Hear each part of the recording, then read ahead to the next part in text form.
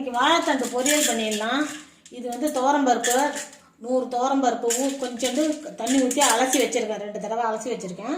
பாருங்க, வாழைத்தண்டை நான் பொடிசாக கட் பண்ணி வச்சுருக்கிறேன். இதை இது கூட அள்ளி போட்டுக்குவோம்.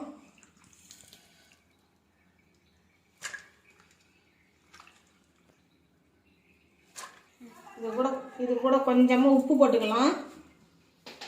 உப்பு போட்டு இதை நல்லா கிளறி வச்சுருவோம்.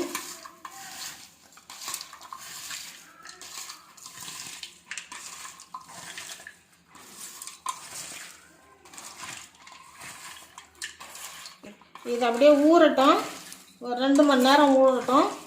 அதுக்கப்புறம் துவரம்பருப்பு இது ரெண்டும் அப்படியே ஜாம் ஆகிடும். அதுக்கப்புறம் எடுத்து நம்ம பொரியல் பண்ணிக்கலாம். அப்போ காட்டுறேன். இப்போ மூடி வச்சிடலாம். 2 hours later. பாருங்கள், நல்லா இந்த துவரம்பருப்பும் வாழைத்தண்டும் நல்லா ஊறி இருக்கு. வாங்க இப்போ பொரியல் செஞ்சிடலாம். ஒரு வானல் வச்சுக்கலாம்.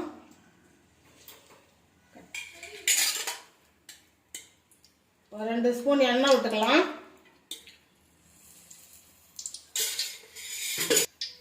கடுகு போட்டுக்கலாம்.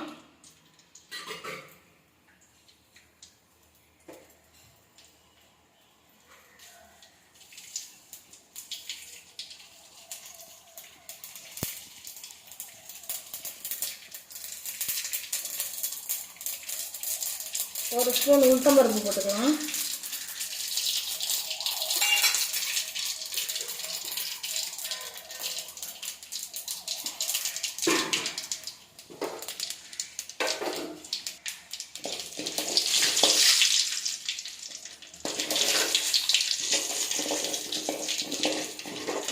ஒரு 4 வரமிளகாய் போட்டுக்கலாம்.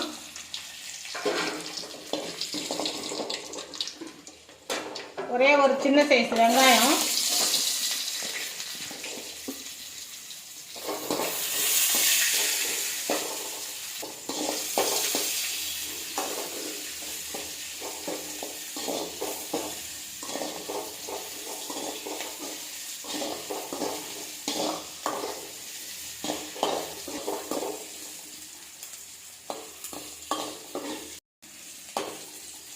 வெங்காயம் இந்த அளவுக்கு வதங்கினா போதும்.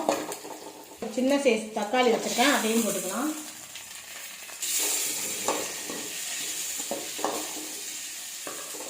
கொத்து கருவேப்பிலை,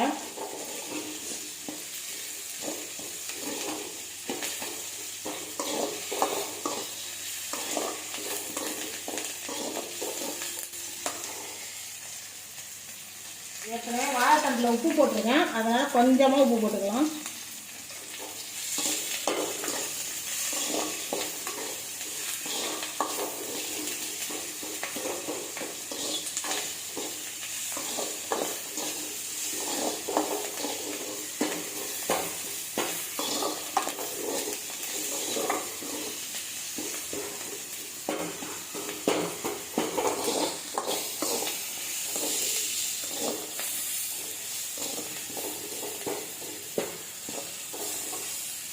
வாழைத்தண்டை சேர்த்துக்கலாம்.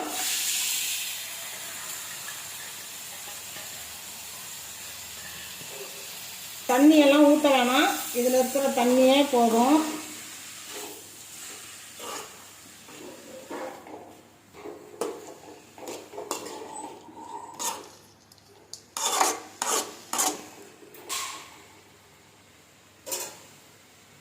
அப்படியே மூடி வச்சுருவோம். 5 நிமிஷத்துக்கு ஒரு தடவை திறந்து கலந்து விடலாம். திறந்து பார்த்துக்கலாம். ஒரு 2 தடவை கிண்டி விட்டுக்கலாம். இன்னும் கொஞ்சம் வேகட்டும். தண்ணி கொஞ்சம் கம்மியாக இருந்தது, கொஞ்சமாக நான் தண்ணி விட்டுக்கிட்டேன்.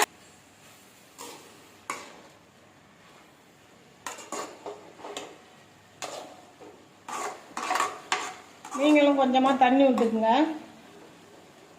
இன்னும் கொஞ்சம் வேகட்டும்.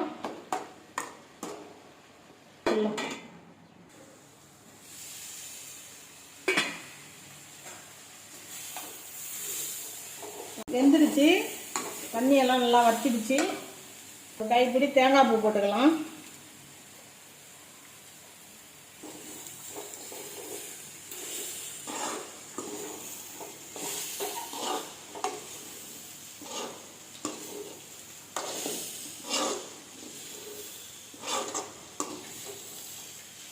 அவ்வளோதான், அடுப்பு ஆஃப் பண்ணிடலாம்.